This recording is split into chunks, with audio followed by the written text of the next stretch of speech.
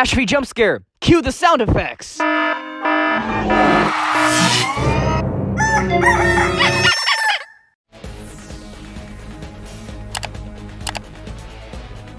Around 2019, before I started my YouTube channel, I read through The Silver Eyes, and I really enjoyed it. Then I read The Twisted Ones, and I enjoyed that one as well. But then I paused a bit on The Fourth Closet, and didn't read it until like a year or two later, for which I made a video. Then I also read the graphic novels, and I liked those too. I also realized relatively recently that a lot of the stuff in the Silver Eyes trilogy just doesn't make sense. Now, don't get it twisted, pun intended, I still really like these books. Hell, I was even in widely successful dubs of the graphic novels, dubs made by Elemental Studios, and that was really fun to do. But while I do love these books, that doesn't mean that we can't poke some fun at some of the more nonsensical and inconsistent things in these books. There might even be more stuff than what I talk about in this video, but this was everything that I could think of. So without further ado, I hope you all enjoy it, and let's get started on all the reasons why the Silver Eyes trilogy just does not make sense.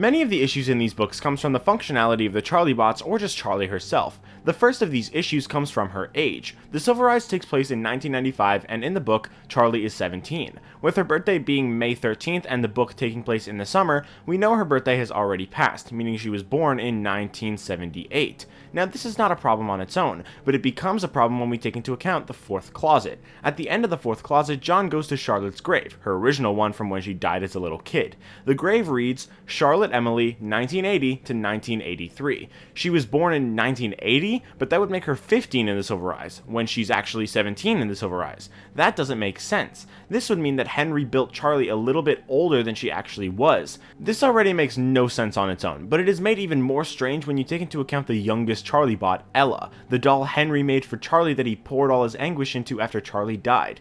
This ended up being the youngest Charlie bot, the toddler Charlie. Toddlers are usually aged between 2 and 3, which certainly matches Charlie's age when she died. However, this doesn't make any sense with her year of birth in the Fourth Closet, like I mentioned.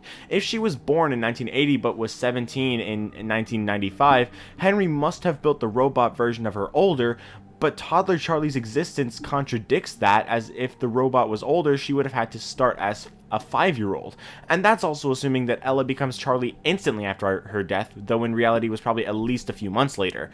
The age of Charlie just doesn't make any sense in these books. That's actually something that was brought up in the comments of my recent page 46 theory. Something I mentioned was that Gregory was 12 in GGY, making him 15 in Security Breach, which doesn't add up, which I used as evidence to say that maybe they are two different versions of the same Gregory, as I believe Gregory to be a robot. But something a couple people pointed out was that robots don't age. Charlie in the books is made into 4 Charlie bots so that she can grow up like a normal girl. However, this doesn't really make any sense. Think about it, if Charlie didn't age at all between robots, then she would look 4 years old when she was really 12. The oldest Charlie bot is for when Charlie becomes an adult when she's 18. But then when she grows up to be like 70, wouldn't she still look like an 18-year-old? That wouldn't make any sense. That's not growing up like a real girl, that's not growing up at all. And Henry also scraps the 4th Charlie bot, so if Charlie is to grow up, then she would just be a 13-year-old, 70-year-old. That doesn't make any sense. And between robots, there would also be a random sudden gap, jumping from 4 to 13 with just one birthday. And it also can't be hidden behind a summer break growth spurt excuse, because not only would Charlie herself notice, but her birthday is mid-May, which is before summer break. So people would absolutely notice when 4-year-old Charlie turns 13 in a day. But then, if the robots do age, then why are there multiple at all? It's one or the other, and neither really offers a sensible conclusion. If the robots do age though, there is an explanation as to how, even if it doesn't entirely make sense. It is possible that they were able to age because of their illusion discs. The toddler Charlie bot is just the Ella doll, but the kid Charlie bot is also an Ella doll, which doesn't make any sense. There's an image in the graphic novel of the Fourth Closet that shows kid Charlie with her chest opened up to reveal Ella inside, but earlier in the exact same book, there's a picture of Charlie where she is wearing the same thing that Ella wears. We later see the same Charlie bot, the second Charlie bot, as Ella, then a switch being flipped and her becoming Charlie. So Ella is simultaneously inside this Charlie bot, but also literally is this Charlie bot. What?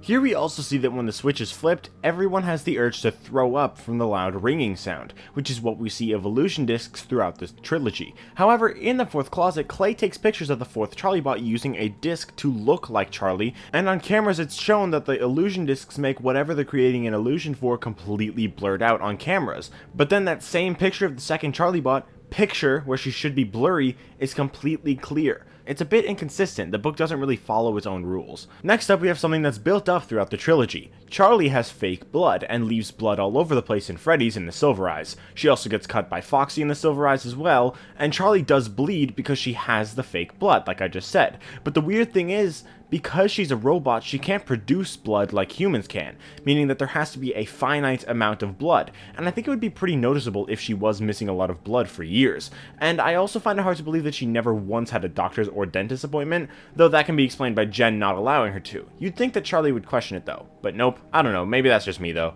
Next, we have something that I actually turned into a little bit of a meme on my community tab. Towards the end of the Twisted Ones, the FNAF 1 animatronics appear to fight the Twisted animatronics. The Twisted animatronics ended up falling into the water, and Charlie thinks that this will disable them, but then William says the line, "Do you think my robots would be as poorly designed as your father's?" This line indicates that Afton's animatronics are waterproof, while Henry's are not. However, William tells us in both the Silver Eyes and hints in the Twisted Ones that he knows that Charlie is a robot, and that is of course confirmed with the fourth closet, as his whole goal is to figure out how Henry brought her to life, and he is unable to do so because of his lack of love. But he knows that Charlie is a robot, and knows that she thinks that she is a human. What do humans do? Wash hands, shower, things like that. We see Charlie shower, not literally, but it's described to us in the Silver Eyes, and she washes her hands in the Twisted Ones. Therefore, Henry's robots aren't all vulnerable to water. This isn't like a big deal or anything, because he may just be talking about how Henry's Springlock animatronics are set off by water. However, Charlie somehow knows about that. In FNAF 3, Phone Guy says that we shouldn't breathe on the Springlocks because moisture loosens them and causes them to break loose. But the entire plot of the Silver Eyes is that Charlie doesn't know anything about the past. She only remembers small pieces of Fredbear's constantly mixing it up with Freddy's. She only guesses that the animatronics are both robots and suits, but her guessing tells us that she doesn't really know for sure, and therefore she wouldn't know the functions of them regarding the Springlocks themselves or anything like that. And even if she'd known back when she was a child, she died at Fredbear's when she was 3, and by the time she was created as a robot, Fredbear's and Springlock animatronics were already discontinued, so she wouldn't know about their mechanisms in the first place, because she was literally 3. Yet she knows exactly how to get Carlton out of the Springlock suit, and in the Twisted Ones, when she's inside Twisted Freddy, she knows not to breathe due to the Springlocks. How does she know any of this? It doesn't make any sense. Next, we have the circumstances of Sammy's supposed death. Charlie is able to call back to being in the supply closet and watching Spring Bonnie take Sammy. However, Charlie doesn't have any real memories. It's revealed by Elizabeth in the fourth closet that all of Charlie's memories were recorded by Henry with a camera and a tripod. That would have to mean that Henry literally recreated the circumstances of Charlie's death, rather than saving her from that trauma, and also somehow got Sammy to be a part of it, despite the fact that by the time Henry started working on the Charlie bots, Sammy had already left Henry with his mom. I also find it extremely hard to believe that Henry would have known exactly how Charlie died, and I also find it hard to believe that he would have gone to the lengths of dressing up as her killer and kidnapping his own son just to relieve her of trauma rather than just not letting her have the memory at all. It doesn't make sense.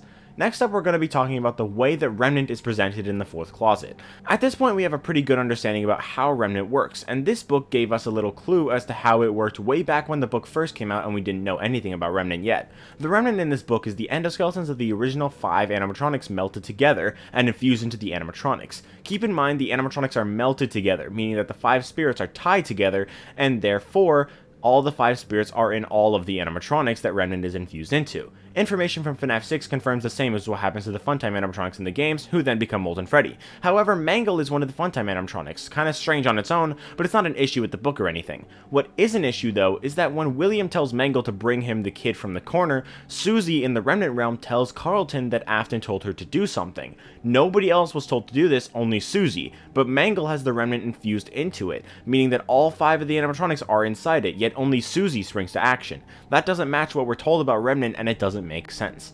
And finally, there's the graphic novels. Now, this isn't too much of a problem because the artists are given free will, but I really don't know how some of these things were messed up. For instance, in the original Silver Eyes novel, Jessica was the one to write Carlton smells like feet on the wall outside Freddy's, but in the graphic novel, it was Charlie. In the original Fourth Closet, the remnant amalgamation was literally just a pile of molten metal all tied together, yet in the graphic novel, it is a literal animatronic with the heads of the animatronics attached to it. It's only supposed to be the endoskeletons with the shells left behind, but it's not here. It's likely intentional as it was worked into the script, meaning that Scott intended for this to happen, probably to further clarify that the remnant was made of the 5 spirits combined, but this is just absurd how inaccurate this is. There's also a kid in the remnant realm in the original Fourth Closet that had a black and white striped shirt, like the bite victim, yet in the graphic novel it is changed to a red and white striped shirt, and that kid also becomes Fritz in the graphic novel, which is not the case in the original. And finally, 100% the most egregious mistake in all the FNAF books to date, at the end of the Fourth Closet graphic novel, Carlton's line saying, "What about Hot Charlie?" was changed to, "What about Not Charlie?" Not only was this changed from the original book for no reason, it doesn't even make sense in this context, because Marla elbows him for this, but calling her Not Charlie is nothing but accurate. So why would Marla be so mad at him for saying Not Charlie? When I was recording the last few Carlton lines for the Fourth Closet graphic novel dub, I actually had to ask Chris whether or not I should say Hot Charlie, because the graphic novel says Not Charlie, but the original book says Hot Charlie, which is most accurate, funnier, and makes more sense in context. And Chris told me to say Hot Charlie, and actually edited the panel to say Hot Charlie in the video, and for that I greatly respect him. And what about Hot Charlie? Ow, Marla, you can't do that! I almost died. But that's everything I wanted to talk about for this video. I hope you all enjoyed, and let me know if there's anything else I missed in these books that doesn't make sense. There are many other inconsistencies in the graphic novels, but I think the ones that I brought up were the most egregious ones that helped me get my point across. I will also say that if you haven't yet, you should absolutely check out those graphic novel dubs on Elementia Studios' channel, because they are so well made and very enjoyable to watch, and were also a great experience to work on. So check them out if you haven't yet, because while there are a lot of things in these books that don't make sense, I do still very much enjoy them, and I bet a lot of you guys do too. But if you did enjoy this video, make sure to leave a like and subscribe if you want to, and I'll see you all in the next video. Bye guys!